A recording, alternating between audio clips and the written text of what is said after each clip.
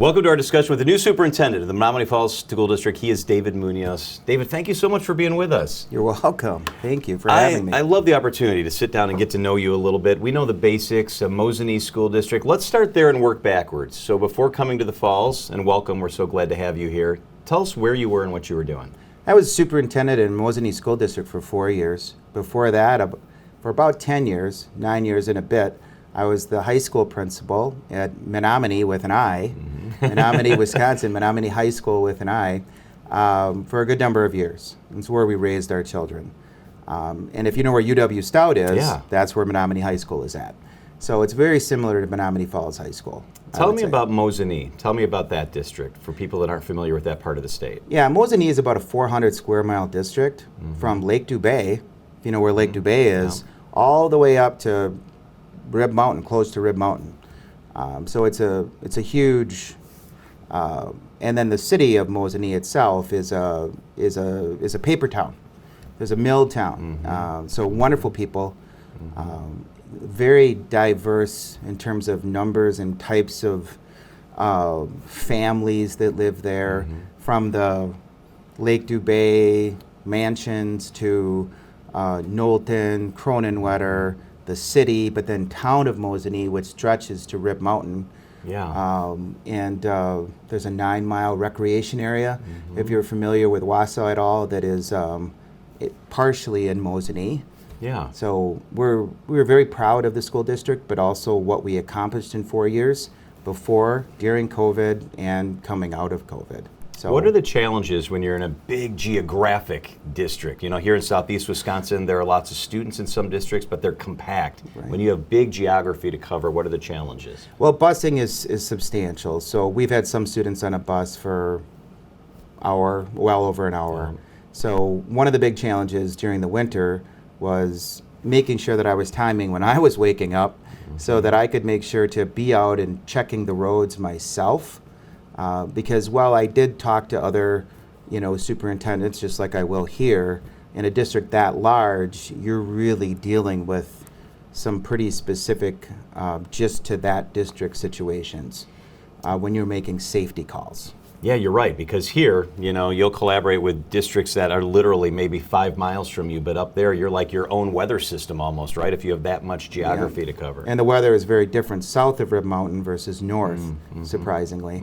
So there's that, but also Lake Dubay and the way that that's a man-made lake, and there's a lot of spread of water that can affect certain things. So that was a substantial challenge, but one that I just ended up getting up earlier, and certain, like the Quick Trip in Mosinee was used to seeing me at 3:45, and the parents in there are like, "Is this a snow day?" And I'm just getting my coffee. I have certain roads that I check out that way. We'll know shortly. And then out the other way toward my house, because I lived right in the city, at least for another week.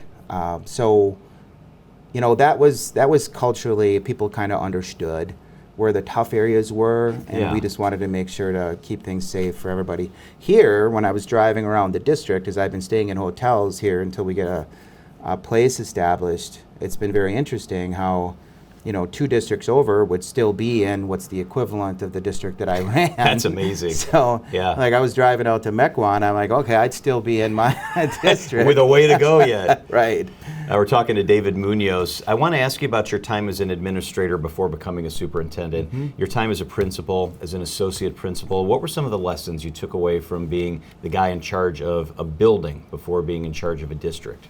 Yeah, what I found in terms of running a building, it was looking at, always the students. My relationships with the students and the parents and the staff were always primary to what I had going on, and it's been that way here as well. I met a family yesterday with our communications director, just as they were signing up. They were brand new to the school district of Menominee Falls, and it was really fun to meet them because they kind of recognized me from some of the social media things, and they were kind of excited and like, "Oh, you're talking to us," and I'm like, "Well, I talk to everybody," and I've already told the administrators that I'm in a superintendent actually the same way that I was a principal. So I'm very active in the buildings. I'll regularly be in the buildings at the start of the day, during lunch. That's just very common for me because it's a good way to understand that pulse on the buildings, Right. which, with almost 20 years in the principalship, not quite, 15, whatever it was, I have a good amount of years, running buildings in different parts of the state. You want to be connected to students, you want to be connected to staff, you want to be connected to parents. And the best way to do that, in my estimation, is in the buildings. To touch that as often as you can. Not just during school, but for example, my first day here, actually the day before my first day, I was invited out to, hey, the football team has got a contact day. So I went out there on a Sunday night, a couple Sundays ago. And I'm out on the field, and I met, a bunch of juniors, I think it was, and I think I met most of the coaches and a lot of parents that were there, and that was just fun. And I'm going to do a lot of that. That's very common for me, not just sporting events, but I've been invited to some events at the auditorium, just with me not quite living here yet. Once I am, Yeah. those things are very exciting for my wife and I to be part of. Concerts and plays But and exactly, to also have that opportunity to talk to parents and get them to know me a little bit, like you are right now. Tell me about your time in the classroom. Why did you decide to get into education? And talk about David Muñoz as a young teacher and coach. Right, I was a businessman before I was a teacher, so I have 2 bachelor's degrees. So Lawrence University, and my teaching degree was from Lakeland College. I think they call it Lakeland University now. Up near Sheboygan? Yes, yes. So I did my student teaching in Elkhart Lake. And the reason for coming back to teaching, it was actually initially it was coaching. I was this wrestler in high school and in college, and I had some successes, and I really thought I could make a difference with students coaching. And so that's how it started. So I was a coach in college at Lakeland before I ever taught a day. Wow. Yeah. So your passion for coaching really kind of went hand in hand. Yeah, it kind of started things out.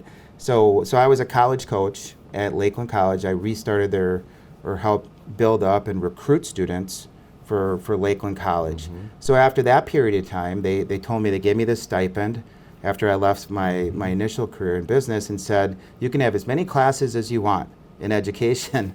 Well, as somebody who is like studying, I just took as many classes as I wanted. Let's go. Got my second degree. So that's what led me to teaching in Manitowoc. So Elkhart Lake is where that racetrack is, and Manitowoc's not that far away. So I met some great educators there, and that's where I met my wife. So I was hired there. I met my wife my first year teaching.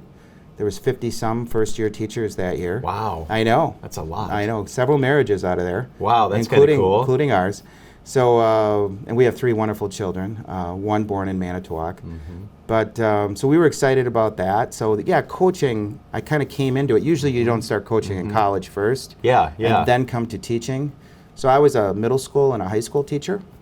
So I taught middle school 7th grade, and then up at the high school for the remainder of the day. So after that, I just was full-time high school for the rest of my time in Manitowoc. So I coached football. I was a head wrestling coach there. So that's where, I said, okay, yep, I can coach high school, because I just coached college, wrestling, and that was we had a great run.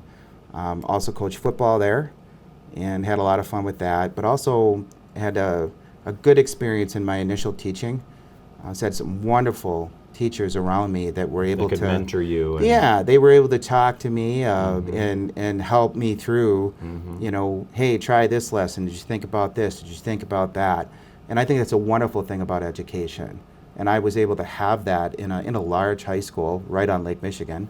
That's pretty cool, especially during the summer. It actually, any time of the year. Beautiful. At about 12:15, it's lake effect on Lake Michigan. So if you open the window and it's 100 degrees out, it's 50 degrees in that room. so yeah, 3rd floor, Lincoln High School, Manitowoc, Lincoln. So the car ferry is in eyesight of Lincoln High School. And it's still there. I've taken that ferry a couple times. It's a cool way to get across to Michigan. Yep, and there's a hill up there, and that's where the high school sits. Yeah, the Badger, I think, is the ferry, right? That's right. Tell me about your wife. You've mentioned your wife. Yeah. I know she's a big influence in the man that you are today. Tell me about your wife.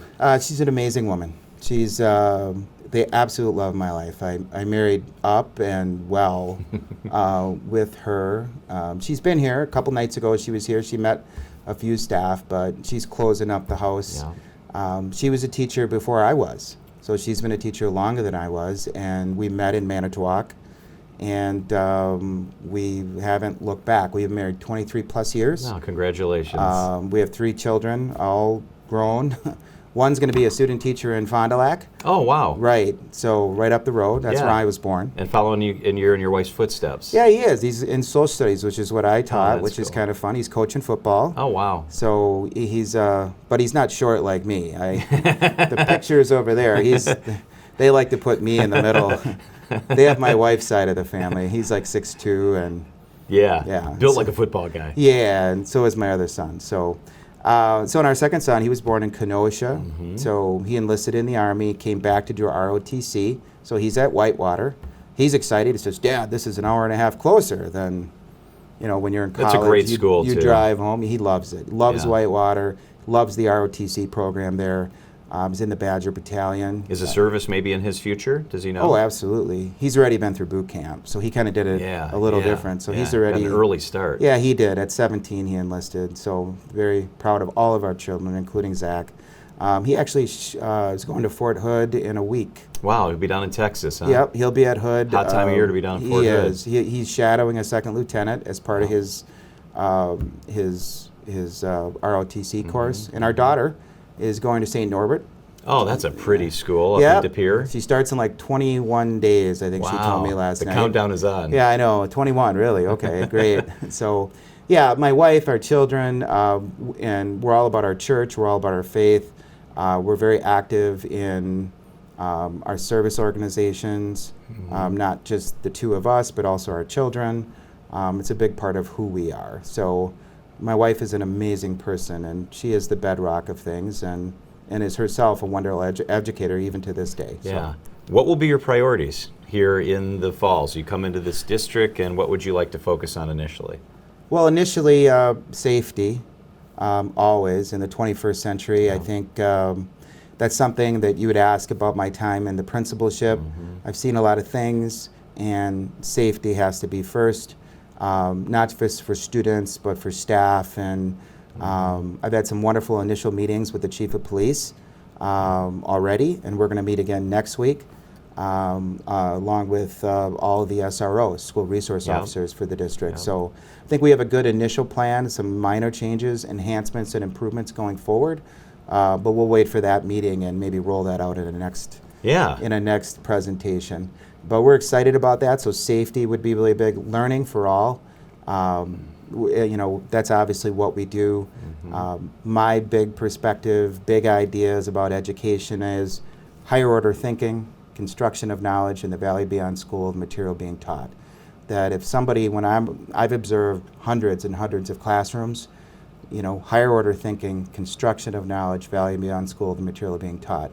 But then also being even more specific with like teachers, for example, and they would say the same thing, I'm certain. I've met several, and I have another listening session with teachers today at 2 o'clock that, you want to answer 4 questions all the time as a teacher. 1, what do you want the students to know? Like what are the objectives? How do you know that they know it? Those are the assessments. What do you do when they don't get it? What do you do? Yeah. And that's okay to ask. Yeah. Just have a plan. But also, what do you do if they already know it? Yeah. And enrichments and enhancements and these sorts of things. So that's the big picture view of education for me, but starting with safety, but then getting to learning for all with higher order thinking, construction of knowledge, value beyond school, the material being taught, but then answering those 4 core questions. What do we want those kids to know? Or what do we want our students to know and learn? How do we know that they know it? Assessments. Yeah. What do we do if they struggle? And that's okay if they do, but we what do we do? What's the we plan? got to have a plan to get them from here to here. But also, what do we do if they're not struggling and they already know it? So How do we keep them engaged? Right. How do we keep them challenged? Exactly, and that's what I'd like to. And honestly, I've talked to a lot of teachers that have already expressed that before I've said a word. So I've met some wonderful educators here. Like I've talked for an hour with one high school teacher and one elementary teacher, over an hour actually, at our last listening session, to the point where all right, I had another meeting, and I saw people, and they were like, oh yeah, it was a healthy conversation. One, the high school about the academies, the academy structure here in Menominee Falls. I did read about it. I was aware of it. Had a very passionate educator, and we were having a really good discourse about it. But also a physical education teacher who had been in the district a long time, and we were able to have connection because my wife's a physical education teacher and taught health and adapted physical education. Yeah. So you had that connection. We had I've been speaking that language for 20 some years, from an elementary, they call them elementary specials. Yeah. When you have, the non-classroom, but still, core to learning. I want to ask you about continuous improvement. Yes. It's been an important principle here in our district, national, international recognition throughout the years with others coming to view the process here. How important is it that continuous improvement and those procedures in some form continue in the district? Yeah, continuous improvement is a big part of what I do. I've already talked about continuous improvement plans. In education, we always have acronyms. Yep. One of them is SIPs. So one of the first questions I had is, all right, where's everybody's SIPs? And let's start talking about our continuous improvement plans.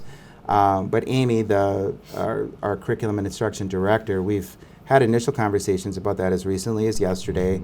The Studer Group is still actively involved. We still have a contract with the Studer Group. So I'll have some calls out to them in order to make sure that we reconnect and continue that valuable work, because it is valuable work. To understand that you're never really in a great organization going to say that we have everything answered and things are perfect. We're done. You're going to be going, okay, you're going to be answering those 4 questions. Because there's going to be people that you're going to be teaching, you have objectives and lessons and assessments. They're going to get it and be at a high level. But there's going to be somebody who struggles, or there's going to be students who struggle or have challenges, or there's an IEP situation or whatever it is. And there's new people coming into the district. There's new families. You have new instructors. Yeah, exactly. So what's the loop with making sure that we're continually answering those questions, being aware of them, but moving the district forward like it has been in a very successful way. Well, welcome to the district. Thank We're you. glad that you're here. I know Thank you're you. going to be really busy getting your feet under you and implementing the things you want to do. It's good to have you here. It's been a great start. I'm John Merkier. He is David Muñoz. Thanks for being with us. Thank you.